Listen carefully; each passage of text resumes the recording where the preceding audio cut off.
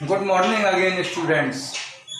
मैं नीरज चतुर्वेदी आप सबको वेलकम करता हूं और एक बार फिर से नए टॉपिक के साथ में आपके सामने आया हूं। आज का हमारा टॉपिक है बच्चों PPC, production possibility curve. Production possibility curve होता क्या है? जैसा कि अभी हमने आपको मार्जिनल अपॉर्चुनिटी कॉस्ट के बारे में बताया था इससे पहले वीडियो में कि जब हम दो चीज़ों को बनाने की कोशिश करते हैं तो उनके कुछ कॉम्बिनेशन बनते हैं। वहाँ भी हमने आपको पीपीई का और दवाइयों का एग्जाम्पल दिया था। यहाँ भी हम उसी को लेते हैं और समझने की कोशिश करते हैं कि पीपीसी होता क्या है। पीपीसी सीधी सी बात है कि जब हम किसी चीज़ का प्रोडक्शन करने जा रहे हैं तो दो चीज़ों का कॉम्बिनेशन है, जहाँ एक चीज़ गेन करेगी और दूसरी चीज़ सैक्रिफाइस करेगी। उसका कारण क्या है? हमने आपको इकोनॉमिक प्रॉब्लम में भी समझाया था कि हमारे पास में रिसोर्सेज लिमिटेड होती हैं। जब हमारे पास में रिसोर्सेज लिमिटेड होती हैं तो ऐसी स्थिति में हम अपनी रिसोर्स से एक ही चीज बना सकते हैं। इसको थोड़ा समझने की कोशिश करें। एक आदमी के पास में एक खेत है,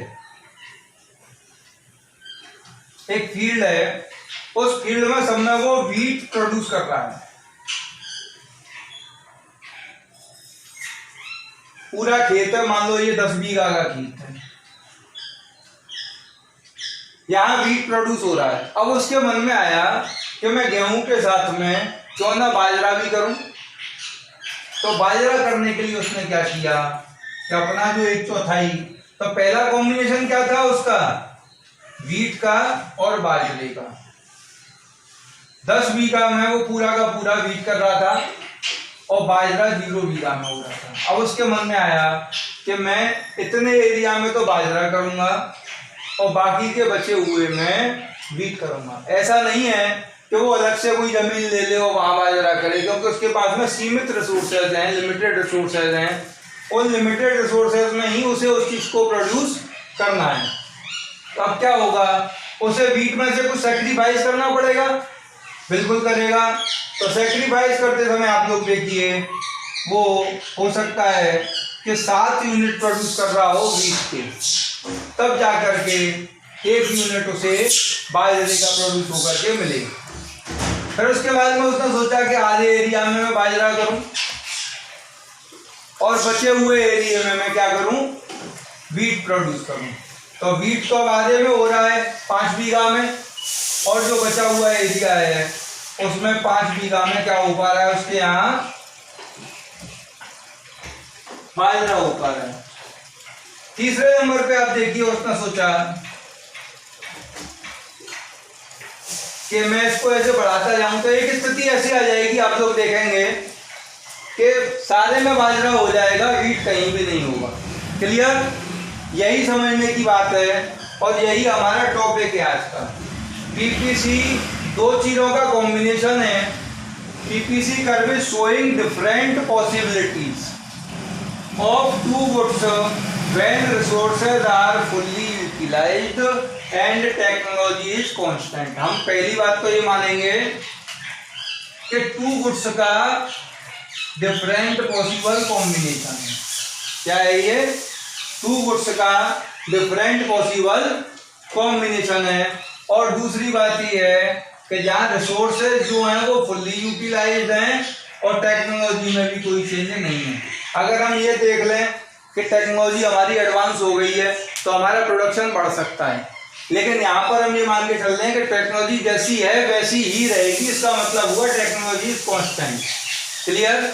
और resources are fully utilised, resources are fully utilised का मतलब है जो हमारे यहाँ की रिसोर्सेज हैं उनमें कोई भी चेंज नहीं हुआ है। मतलब 10 बीघा खेत था हमारे पास में, आज भी वो 10 बीघा ही है। तो उसमें सारे बीघा मिला करके कितना प्रोडक्शन हो रहा है? अब यहाँ पर हम राइस का और व्हीट का एग्जांपल ले रहे हैं। सपोज हमारे पास में एक कॉम्बिनेशन है, व्हीट हम बिल्कुल नहीं कर रहे हैं और राइस हमारे यहाँ 10 कुंटल हो पा रहा है वो 10 बीघा में। बी कॉम्बिनेशन कह रहा है कि अगर हम व्हीट को बढ़ाते हैं तो राइस का जो है थोड़ा सेक्रीफाइस करना पड़ेगा। सी कॉम्बिनेशन कह रहा है कि अगर हम व्हीट को हमको 2 क्विंटल करना है तो 7 क्विंटल ही राइस हो पाएगा।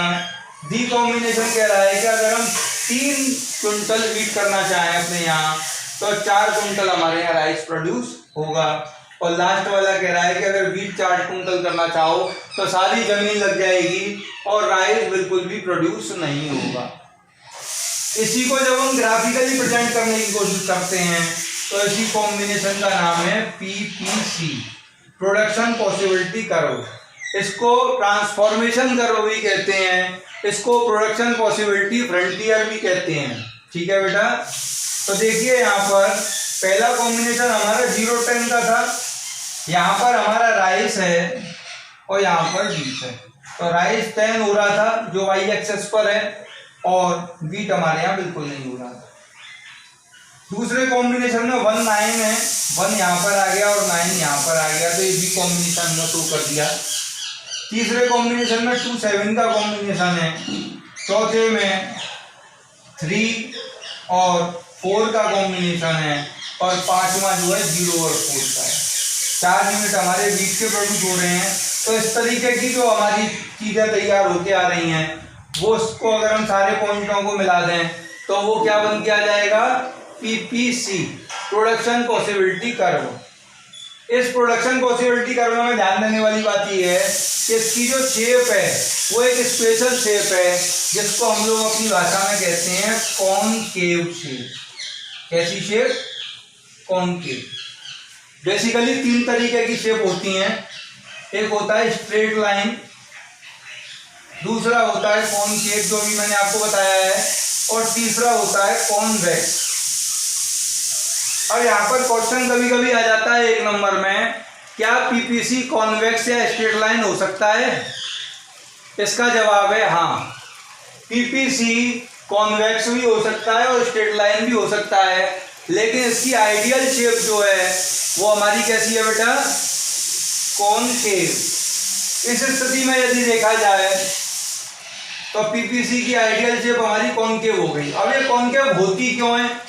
इससे पहले चैप्टर में हमने पढ़ा था MOC, इससे पहले वीडियो में पढ़ा था ना MOC।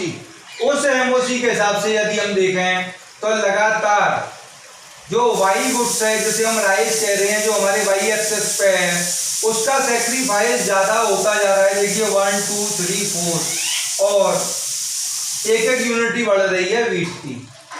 यहाँ पर देखिए 10 से 9 यूनिट पे 1 यूनिट का सेक्रीफाइस हुआ और 1 यूनिट का ही गेन किया था।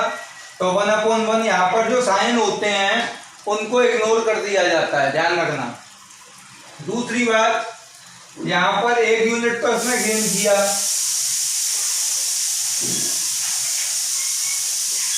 जब हम 1 से 2 यूनिट तक पहुंचे तो हमने गेन कितने का किया? 1 यूनिट का।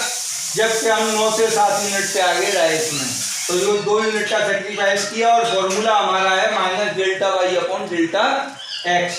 तो -2/1 तो हमारा 2 आ गया। ऐसे ही 3/1 3 आ गया, 4/1 4 आ गया।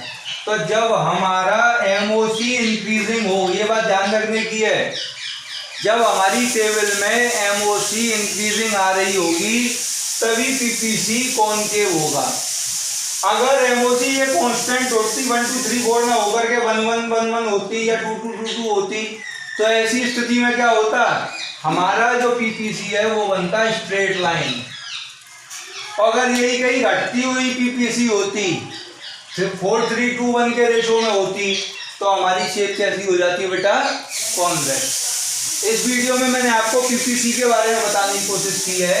PPC 2 गुड्स का कॉम्बिनेशन है जहाँ रिसोर्सेज फुल्ली यूटिलाइज होंगी, मतलब 10 बीघे का खेत है तो वो 10 बीघा पूरा यूज होगा और टेक्नोलॉजी में कोई चेंज नहीं होगा। अलग अलग कॉम्बिनेशन देखने की कोशिश की हमने और उन कॉम्बिनेशन को जब हमने ड्रॉ किया अपनी कॉपी पर तो ये पता चला कि हमारा PPC बन करके तैयार हो गया है। PPC की आइडियल शेप कॉनकेव होती है, उसका रीजन MOC का बढ़ना होता है, जो मैंने भी आपको समझाया है। PPC स्ट्रेट लाइन भी हो सकता है यदि MOC फिक्स हो तो। अगर MOC गिरती हुई हो, जैसे यहाँ बढ़ती हुई है, इसकी अपोजिट हो जाए तो इसकी शेप कॉन्वेक्स हो जाएगी। इस वीडियो में इतना ही है, आप अपने नोट्स बनाते रहिए।